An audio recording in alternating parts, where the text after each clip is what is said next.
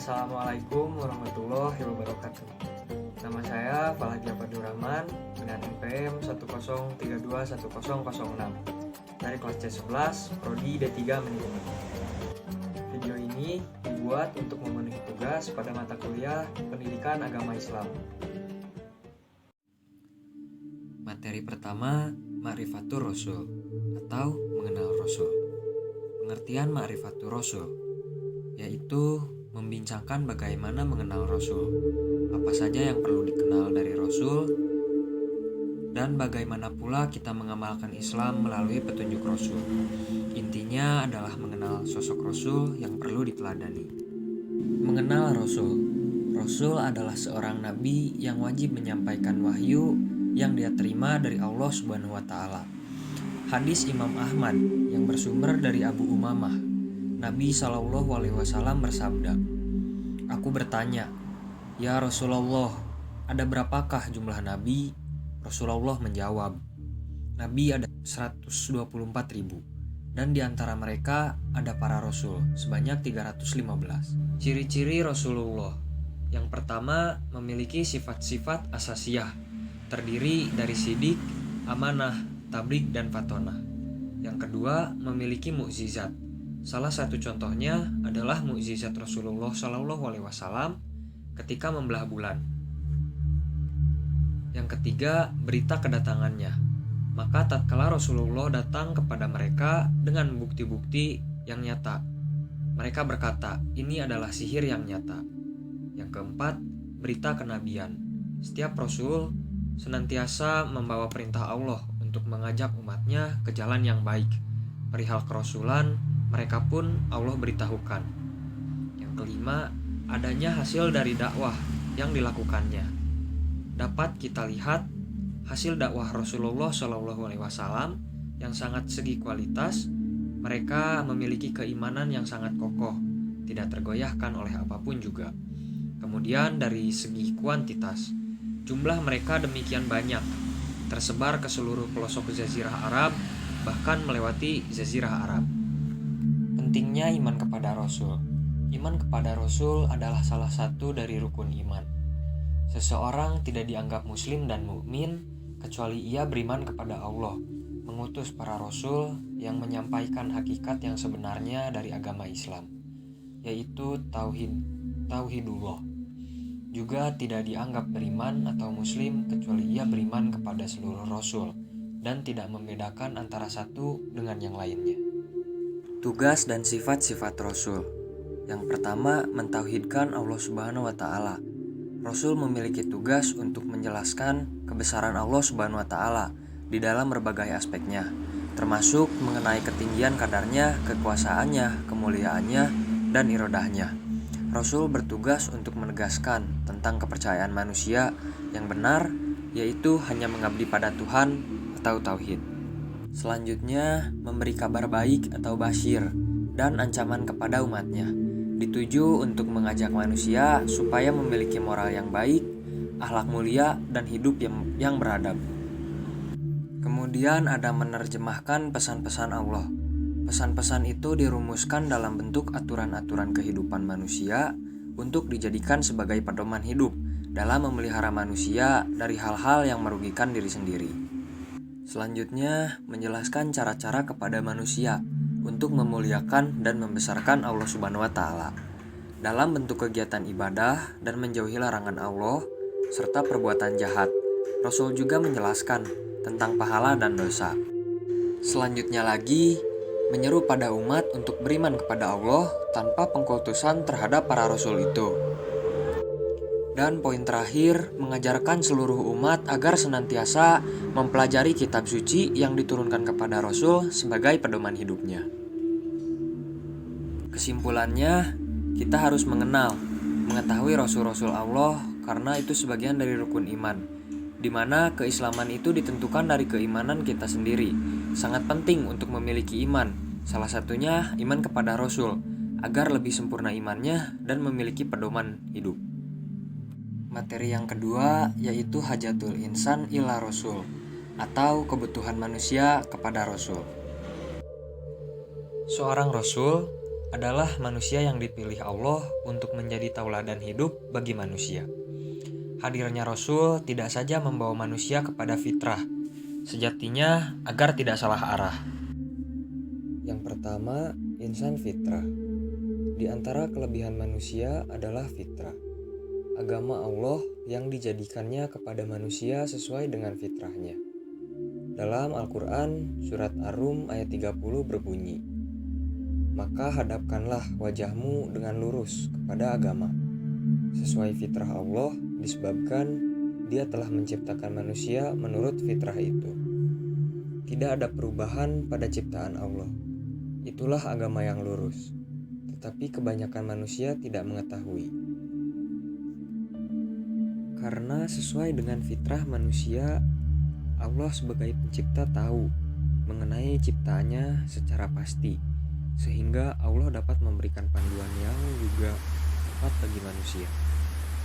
Tanpa petunjuk berarti hidup manusia menjadi tidak teratur dan tanpa arah. Mereka akan tersesat di jalan yang tidak benar. Mengikuti panduan Allah menjadi hidup teratur. Manakala tidak mengikuti Allah berarti mengikuti hawa nafsu dan menjadi sesat atau tidak teratur hidupnya. Yang kedua, petunjuk Rasul. Jika kita hendak mengikuti perintah Allah, maka kita mesti mengikuti perintah Rasul.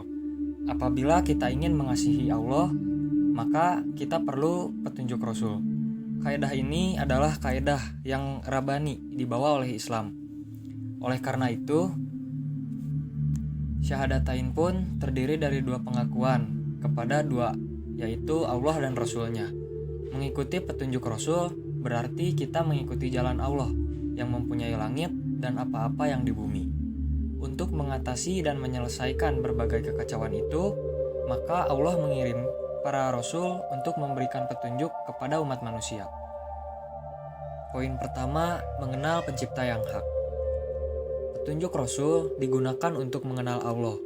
Mengenal Allah juga dilakukan dengan cara memperhatikan dan memikirkan alam sebagai penciptaannya.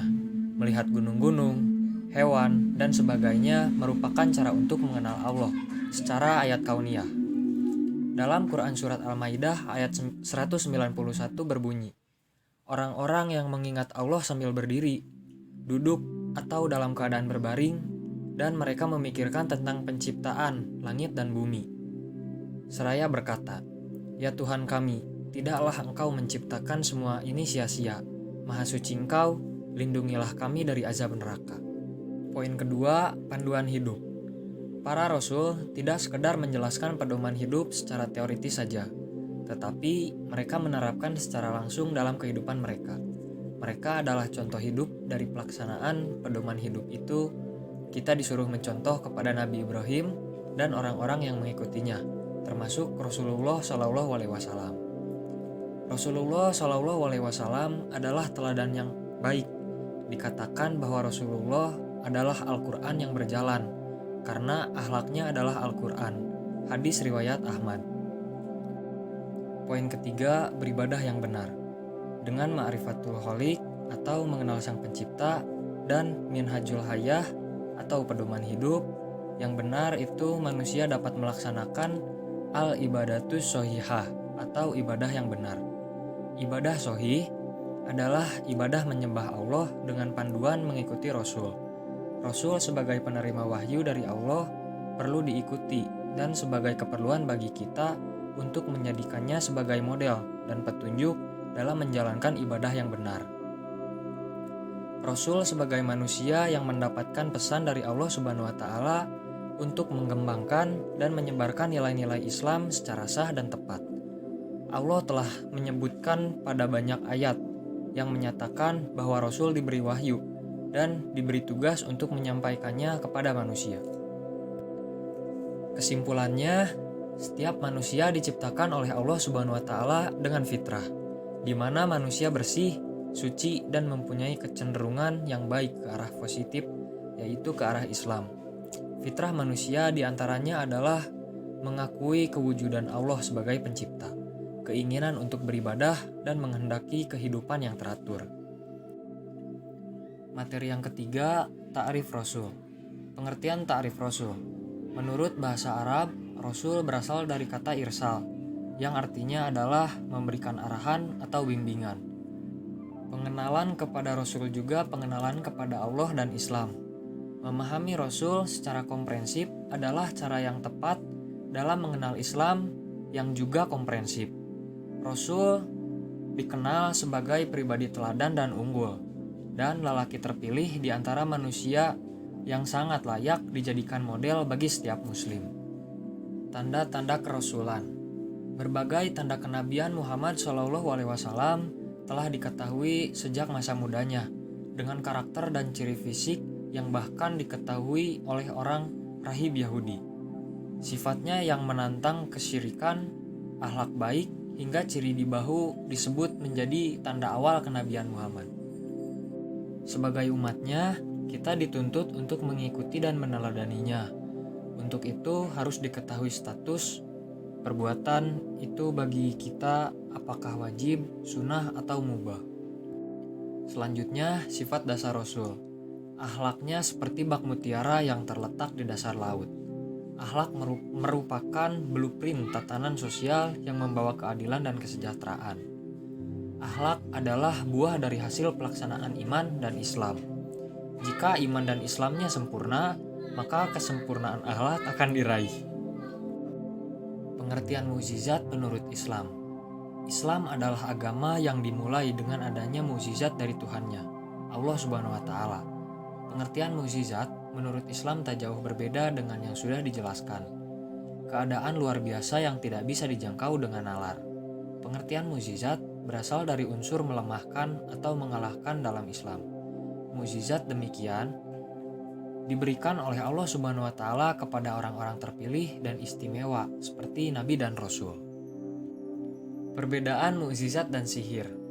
Syekh Thohir menuturkan bahwa sihir dapat dipelajari lebih dulu sehingga mampu disaingi bahkan dilawan.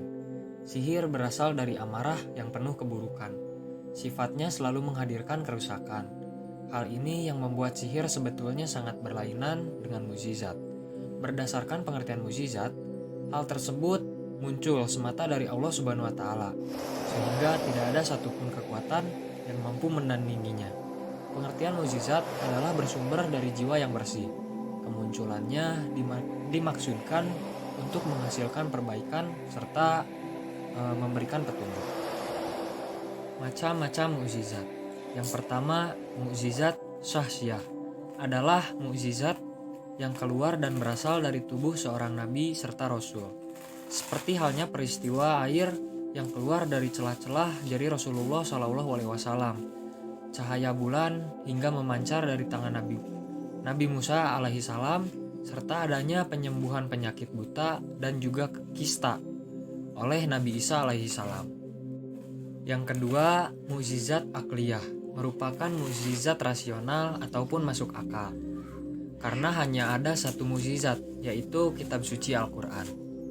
Yang ketiga, mukjizat kauniyah adalah mukjizat yang memiliki kaitan dengan peristiwa alam, seperti misalnya peristiwa bulan yang dibelah menjadi dua oleh Nabi Muhammad dan peristiwa dibelahnya Laut Merah oleh Nabi Musa alaihi salam dengan tongkatnya. Mukjizat akliyah merupakan mukjizat rasional ataupun masuk akal. Yang keempat, mukjizat salbiyah adalah membuat sesuatu tidak berdaya, seperti peristiwa Nabi Ibrahim alaihissalam yang dibakar oleh Raja Namrud, akan tetapi api tak mampu membakar tubuhnya. Yang selanjutnya, berita kenabian. Allah berpesan agar Nabi tidak berputus asa ataupun merasa sendirian menghadapi tantangan-tantangan seperti itu, karena cukuplah Allah yang menjadi pemberi atau petunjuk dan penolong.